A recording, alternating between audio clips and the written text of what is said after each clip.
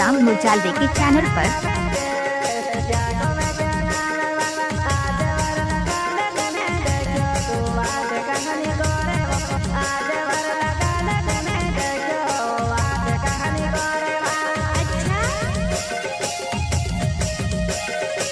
Singer भातीराम Mujalde धमाका सबसे अलग, धमाका सबसे अलग।